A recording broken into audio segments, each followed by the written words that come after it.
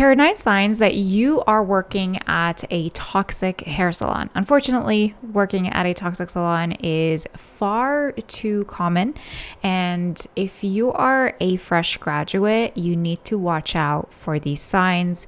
If you're about to sign a contract, watch out for these signs. Toxic salons are unfortunately a reality that many of us have to deal with. It sucks, especially when you've just graduated and you need to do, your internship or your apprenticeship or whatever, and you want to gain experience and you want to be around people who know better than you, so you want a mentor, and then you find yourself in a place that feels so uncomfortable and you just want to get out. You want to go rent a chair, you want to go to a different salon, and so you end up salon hopping. So number 1, favoritism and clickiness. I feel like that this is the number 1 way to know that you're in a toxic salon. Whenever your boss favors somebody else over you, even though you know you're a great stylist, or maybe you need a little bit more mentorship, but there's favoritism, there's clickiness. These stylists are just not nice to you when you first walk in or you first start working, and they just kind of congregate together. There's a group of girls, maybe mean girls, maybe mean guys, and they just congregate together and they talk to each other and they have inside jokes, and you are excluded from the conversation, but they have a similar sense of humor. So this was at the first salon that I worked at.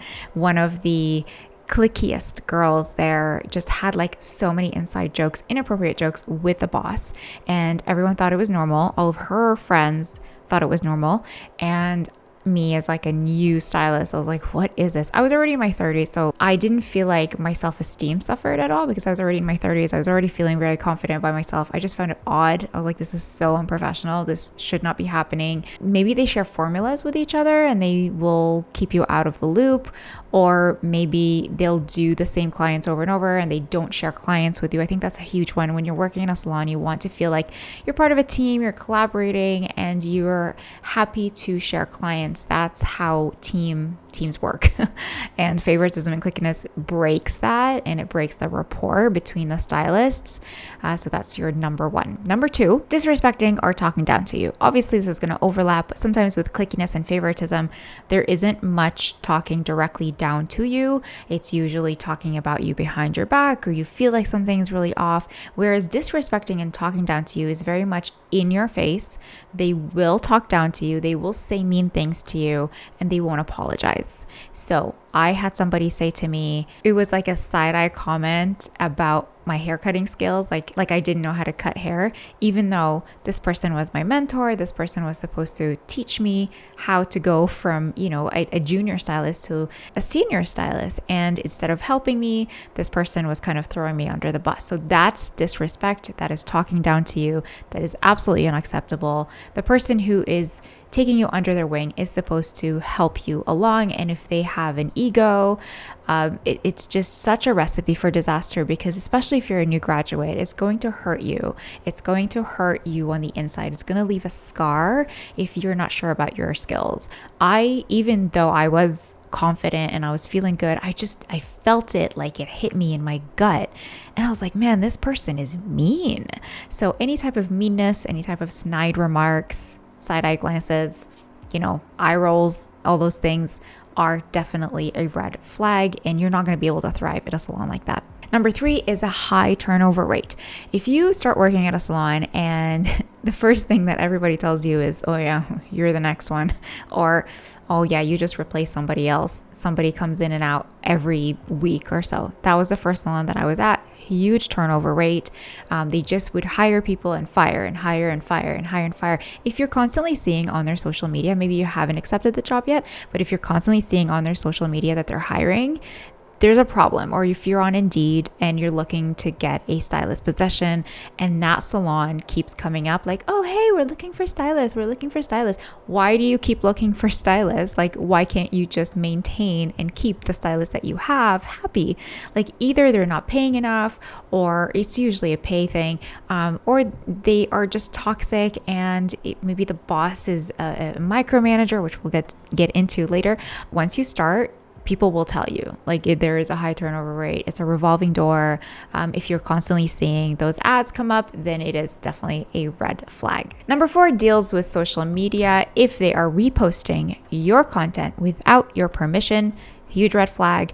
I don't care. Even if you're working for a boomer who doesn't understand social media, that is not acceptable. That's plagiarizing. That's like, would you copy and paste a post from, New York Post or like, I don't know, like Refinery 29 and just post it on your blog without any credit? Like, you wouldn't do that, right? That's just known plagiarism. That's something that we learn in school. You don't plagiarize. So why is it okay to take your content, repurpose it or repost it, maybe throw a filter on it and be like, oh, our team did this, and maybe not even tag you? They don't ask you for permission. I think that's a huge red flag. They need to ask you for permission because it takes time to create content and it takes time and effort, and we put our heart and soul into every single piece of work that we do. Every person is a masterpiece, especially to me as a specialist. Every person that sits in my chair feels like I'm creating a piece of art. So you can't just take photos and repost it without my permission.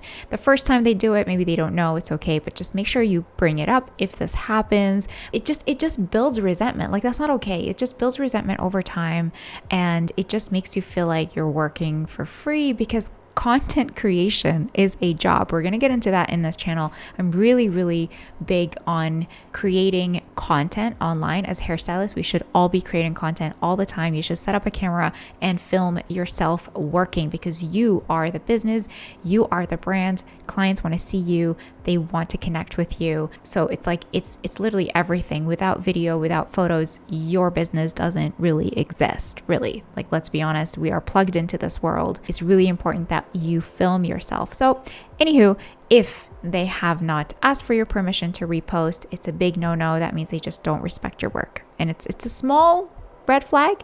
If you bring it up, you can change it, but just keep your eye out. Okay, number 5 is choosing clients over stylists. This one really irks me. When your boss decides to run a 10% discount and it takes it out of your commission, that is BS. That cannot be okay. I had a couple bosses do this before the pandemic. Luckily, after the pandemic, we know what we're worth now, way more than we did, I think, before the pandemic, as the workforce, as people who are just creating work. And I'm so glad that quiet quitting became a thing, because we're not going to give more than we are rewarded for. So anytime your boss tries to pull one over on you and tries to give the client a discount and takes it out of your paycheck, that's shady AF, and that's not okay. So I actually worked at a salon, the first salon I ever worked at. Very shady. One of the estheticians was sick one day and she called in sick. She's like, I have the flu, like I can't come in. She had a bunch of clients booked, so they had to call her clients and reschedule them. They offered every single person on her schedule, listen to this, they offered every single person on her schedule a free service. So she had, I don't know, like 5 people on her schedule, and all of them came back in and got a free service. This girl was on commission. She was never paid for that day. So she doesn't get a sick day because she's on commission. Yeah, we didn't get any sick days at the time. Like, you don't get paid sick days. And then she comes in, works for a full day, makes $0. That's theft. The second salon I worked at, the boss was like, oh, if you download our app and you book online, you get a 10% discount. And a lot of the stylists in that salon were on commission. So he was taking 10% off all their paychecks under the guise of like, oh, I'm giving you new clients. But they were the same clients. They were just booking through the app. Like, he would just give them incentives for no reason. And it was just so shady. So big, big, big red flag. Number 6. They are not giving you any breaks. You don't get breaks in the salon. If there's a salon that prides itself on being type A and being hustling and hustler culture and all that, which is very 2019 and before, hustle culture cannot still be a thing. I know that we see the memes of hairdressers being like, oh my God, I'm surviving on like a cup of coffee today. Ha ha ha. Like, that's not funny. That's literally just not funny. Like, why do we have to treat ourselves so poorly? You know, it's the same line of thinking of like, oh, people say, oh, we're just hairdressers, and I'm always put down for being just a hairdresser. If we respected ourselves and we respect this industry and we respect our craft, that respect is going to be reflected back to us. If you want to be respected for being a hairdresser, you need to give yourself breaks. You need to tell your boss you need breaks. It's by law that you have to take a break. Eating while your client is processing is okay if you're okay with that. Like, that should come from you. If you still need a break, you should schedule it into your schedule. You have to take half hour or a 1 hour break in between your clients. Like, that's just for your mental and physical health. Our bodies take such a beating behind the chair, and it's just so crazy how people think like that's a good thing, that they don't take breaks. Like, stop. Just stop. Like, hustle culture is dying. Let's just take care of ourselves. Take that lunch break. Go do whatever you need to do. If you feel bad for taking a lunch break, that's an internal issue, and no shade, but maybe therapy will help you, because that's a deeply ingrained belief that maybe you think you're bad for taking time off. I used to be like that in my 20s, where every time I sat down to just chill and take a breath or just do nothing. I mean, I'm in my 20s, like I should have been enjoying my life, but I just kept hearing this voice yelling at me. It was my mother's voice yelling at me, telling me I need to get up, and that I'm good for nothing, and that I'm lazy, and that I need to do something, and that I need to clean. So you'll always find me like cleaning. And then one day I saw this one lady who, like, she did like tarot or something. So she read my palms, and she just said, you are so destructive when you're alone, when you're not working. When you're working, you're productive. When you're not working, you are destructive. So my mind was destroying me when I wasn't working. And I want you to take a deep look at your patterns, your thought patterns. You deserve a break. You deserve to take time off. This North American, like, crazy hustle culture needs to calm down, because taking a half hour is not going to ruin your life. Okay, nothing. You're not going to miss anything, and nobody's going to miss you. You're going to be fine. Like, 30 minutes is a good break. Schedule it in. So I'm also in the film industry and part of the IATSE union in Toronto, and we are forced to have a break. While we're on break, we're not allowed to touch anybody. This is why I love unions.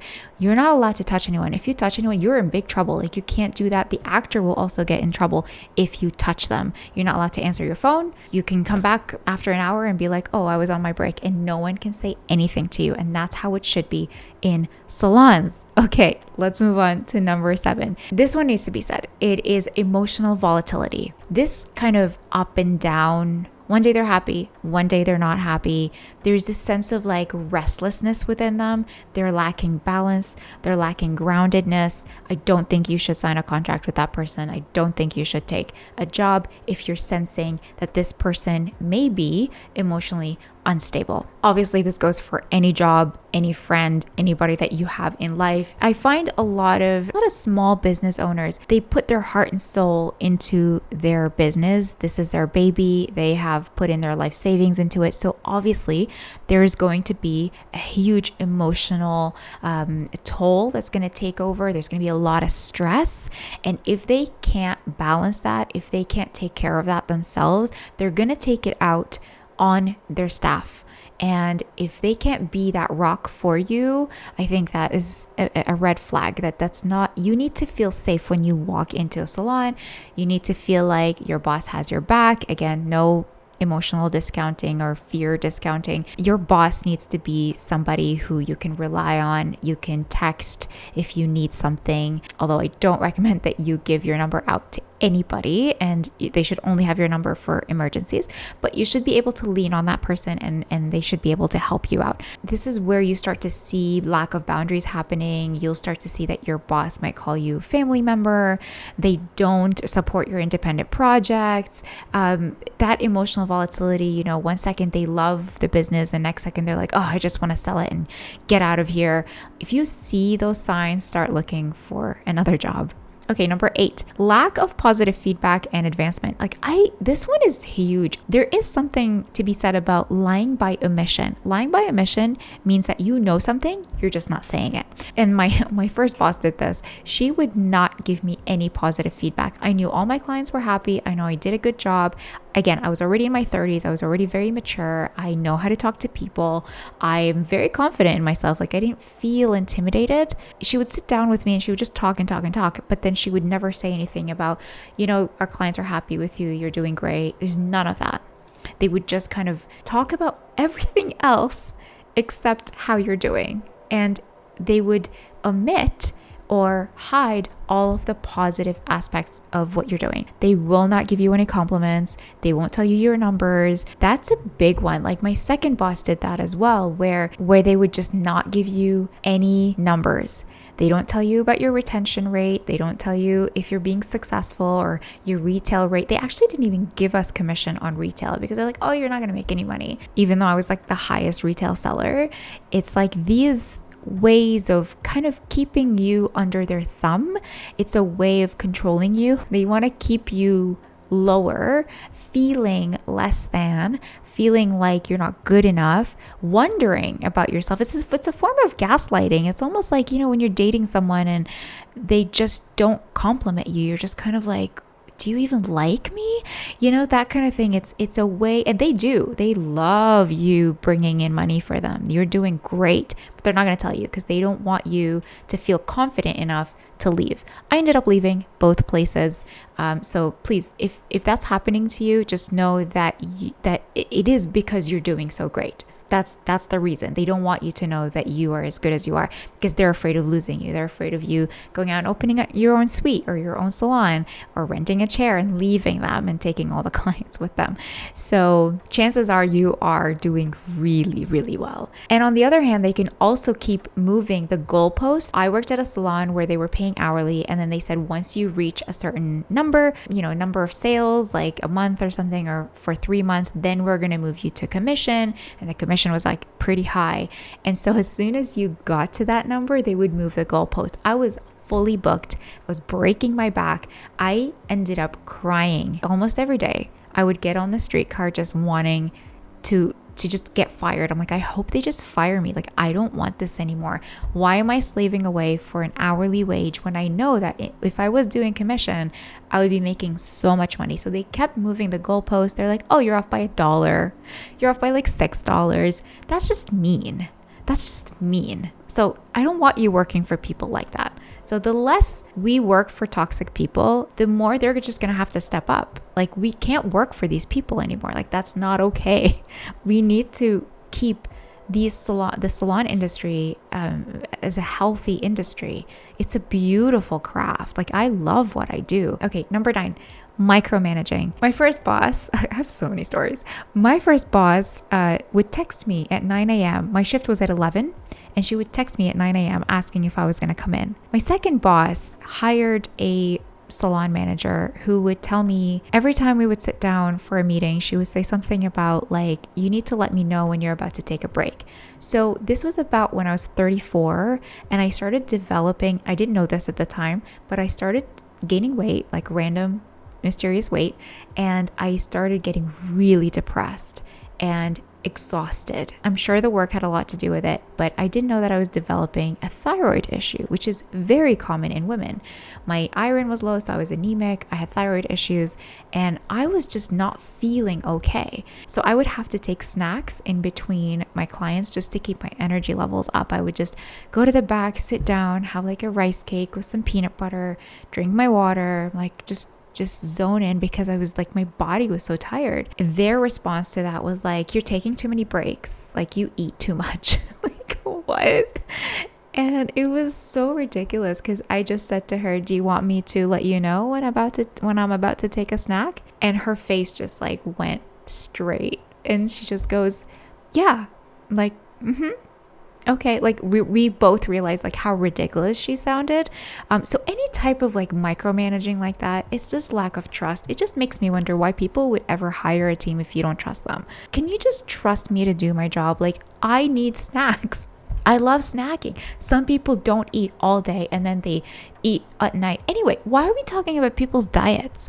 Like, are you serious? You just don't want us to go in the back room and sit down after taking like 8 clients a day? I was working 10 hours a day, including my commutes. My commute was like almost 2 hours. So terrible. Like, this is terrible. Micromanaging is the worst. If you have a boss who's like, well, I'm paying you to do this, just know that you can leave. Okay, I just want to empower you to know that you can leave. If you feel really stuck where you are, there are ways to get out. Connect with people on Instagram, with other stylists, with other salon owners. DM people, cold DM people. That's what I do. I comment and share posts, and I just make sure that I am active outside of the salon in case I ever need to leave. Well, I left already, but at the time I would stay in contact with other stylists so that should an opportunity come up, I would be top of mind and they can also help me move up the ladder. It's all about relationships. Anyway, I ended up leaving. I started Sculpted Hair, and then I started Sculpted Academy, and I just started renting a chair, and I did really, really well. Like, if you can market yourself online, you'll do just fine. All of the links will be below. If you need any help, you can book a one-on-one consultation with me. I am so happy that you are here, and I'll see you in the next video. Bye.